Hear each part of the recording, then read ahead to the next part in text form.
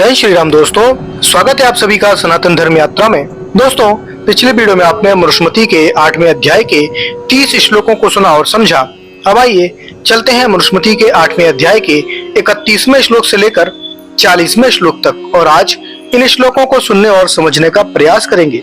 तो आइए सबसे पहले देखते हैं 31वां श्लोक। इसमें लिखा है ममेदमेतियो ब्रूयात्सो अनुज्यो यथा विधि संवाद्यम रूप संख्यादि निस्वामी तद द्रव्यमहरति। अर्थात जो कोई ममेदमित ब्रूयात उस लावारिस धन को यह मेरा है ऐसा कहे तो सा यथा विधि अनुज्यो उससे उचित विधि से पूछताछ करें। अर्थात धन की संख्या, रंग, समय, पहचान आदि पूछें। रूप, संख्या आदीन, धन का स्वरूप, मात्रा आदि बातों को संवाद्य सही सही बताकर ही स्वामी तद्द्रव्यम अहरति, स्वामी उस धन को लेने का अधिकारी होता है। अर्थात सही सही पहचान बताने पर राजा उस धन को लौटा दे। उसके बाद 32वां श्लोक है। इसमें लिखा है अवेदयानो नष्टस्य देशम कालम च तत्वतः वर्ण रूप प्रमाणम च तत्सम दंडमहरति। अर्थात जो व्यक्ति नष्टस्य नष्ट हुए या खोए हुए धन का देशम कालम वर्णम रूप च प्रमाणम स्थान, समय, रंग, स्वरूप और मात्रा की तत्वता अवेदयान सही सही बतलाकर सिद्ध नहीं कर पाता, अर्थात जो झूठ ही उस धन को हड़पने की कोशिश करता है तो वह तत्सम दंडम अहरति उस धन के बराबर दंड भुगतने का हकदार है। अर्थात उसे उतना ही दंड देना चाहिए। उसके बाद 33वां श्लोक है। इसमें लिखा है आदितात षट्भागम प्लष्टादि गता नृपः दशम द्वादशम वापि शताम धर्म मनुष्यरम। अर्थात किसी के प्रणष्ट, अधिक, तात, नष्ट या खोए हुए धन के प्राप्त होने पर उनमें से नृपः राजा शताम धर्मम अनुस्मरम सज्जनों के धर्म का अनुसरण करता हुआ अर्थात न्याय पूर्वक धन के स्वामी की अवस्था को ध्यान में रखकर षड्भागम दशमम अपि व द्वादशम आदृतता छठा, दसवां अथवा 12वां भाग कर रूप में ग्रहण करे। उसके बाद 34वां श्लोक है। इसमें लिखा है राजा द्वारा सुरक्षित धन की चोरी करने पर दंड। इसमें लिखा है पृष्ठाधिगतम द्रव्यम तिष्ठेद्युक्त अधिष्ठितम यास्त्रम चौरांगनहित ताम राजमेन धायेत। अर्थात प्रणष्टम अधिगतम द्रव्यम चोरा लेने के बाद प्राप्त किए धन को राजा युक्त योग रक्षकों के अधिष्ठितम रक्षेत पहरे या सुरक्षा में रखे।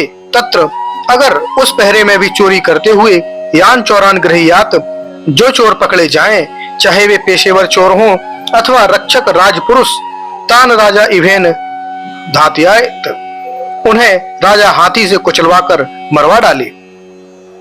उसके बाद 35वां श्लोक है। इसमें लिखा है ममायमिति वो ब्रूयादिनी सत्येन मानवः तस्यादधीत षड्भागम राजा दुदाश्मे भवः। अर्थात चोरी से प्राप्त धन को यह मानवा जो मनुष्य अयम ममेति सत्येन ब्रूयात रंग, रूप, तोल, संख्या आदि की ठीक पहचान के द्वारा यह वास्तव में मेरा है ऐसा सच सच बतला दे तो राजा तस्य षड्भागम व द्वादशम एव आदतीत उस धन में से छठा या 12वां भाग कर के रूप में ले ले और शेष धन उसके स्वामी को लौटा दे। उसके बाद 36वां श्लोक है।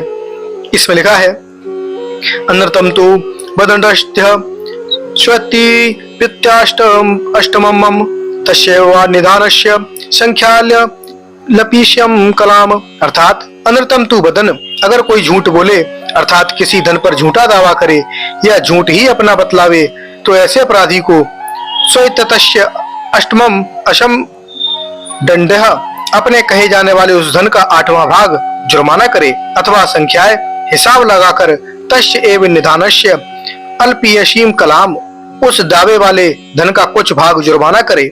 उसके बाद 37वां श्लोक है। इसमें लिखा है गले हुए धन का स्वामी ब्राह्मण। इसमें लिखा है विद्वांस्तु ब्राह्मणो दृष्टः पूर्वोपनिहितं निधिम अश्वेतो अप्यादधीत सर्वास्यपतिम शः। अर्थात विद्वान ब्राह्मण तू यदि विद्वान ब्राह्मण पूर्वम उपनिहितम कहीं पहले के रखे हुए निधिम धन को दृष्टवा देख कर अर्थात देख ले तो अशेषता अपि आदतीत उस संपूर्ण धन को ही ले ले अर्थात राजा या अन्य व्यक्ति उसका हिस्सा न ले क्योंकि सर्वस्व अधिपति ब्राह्मण सारे संसार का स्वामी है। उसके बाद 38वां श्लोक है। इसमें लिखा है यम तु पश्यन्ति राजा पुराणम निहतम चितः तस्मात् द्विजेभ्यो दत्त्वा धर्म कोशे प्रवेशेत। अर्थात राजा चितो निहतम या पुराणम निधि पश्येत, पृथ्वी में गड़े हुए किसी पुराने धन को देख ले अर्थात प्राप्त कर ले, तो तस्मात् द्विजेभ्य अर्ध दत्त्वा, उसमें से आधा ब्राह्मणों को दान देकर अर्ध कोशे प्रवेशेत, आधा अपने खजाने में जमा कर ले। उसके बाद 39वां श्लोक है, इसमें लिखा है निधिराम तु पुराणानाम धातुनामेव चाचितः अर्धमाक्ष प्रणाद्रजः भूमेदेपतिशः। अर्थात पुराणानाम तु निधि नाम, पुराने धनों या खजानों, और छितो धातु नाम एव, पृथ्वी में प्राप्त होने वाली धातुओं की खानों का, रक्षणात् राजा अर्धभाग, रक्षक होने के कारण राजा आधे भाग का अधिकारी है, क्योंकि सा भूमि अधिपति राजा पृथ्वी का स्वामी है। अब इसके अनुशीलन देखिए तो 37 से 39 तक के श्लोक निम्न आधार पर प्रक्षिप्त सिद्ध होते हैं। पहला कारण है प्रसंग विरोध। पूर्व पर प्रसंग में चोरी किए गए धन को देने की व्यवस्था का वर्णन है। उस प्रसंग को इन 37 से 39 श्लोकों ने भंग कर दिया है। गणे हुए धन का पूर्व पर कोई प्रसंग नहीं है, अतः ये प्रक्षिप्त है। दूसरा कारण है अंतर विरोध। इन श्लोकों में जातीय आधार पर ब्राह्मण को सबका अधिपति माना है।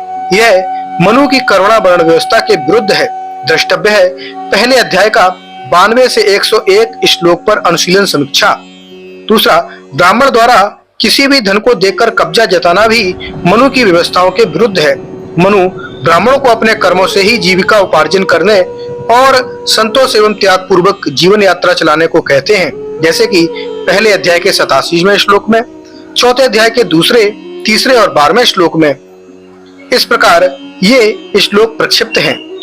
उसके बाद 40वां श्लोक है, इसमें लिखा है दातव्यम सर्ववर्णेभ्यो राज्या चौरतम धर्म राजा तदो पूज्यान चौराप्यपनोति किलबिषम। अर्थात चौरे हृतम धर्म, चोरों के द्वारा चुराया गया धन उन चोरों से प्राप्त करके या प्राप्त हो जाने पर राजा को सर्ववर्णेभ्य दातव्यम, सब वर्ण वालों को, अर्थात जिस वर्ण के व्यक्ति का वह धन है उसी को दे देना चाहिए।